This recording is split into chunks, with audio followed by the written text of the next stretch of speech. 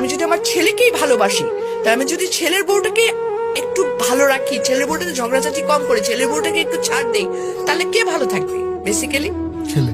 Yes, এই জিনিসটা মাদের মাথায় ঢুকাইতে হবে যে আমি আমার ছেলের বউকে আমার ছেলের হ্যাপিনেসের জন্য ছাড় দিব।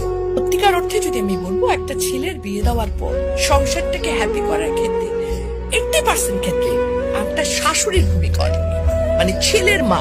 ডেফিনেটলি কোন জায়গায় ছেলে বউ খারাপ আছে, কিন্তু exceptional cannot be an example. বেশিরভাগ শাশুড়ি কিন্তু বেশি আমার দখলদারিত্ব মনোবৃত্তিতে চলে যান।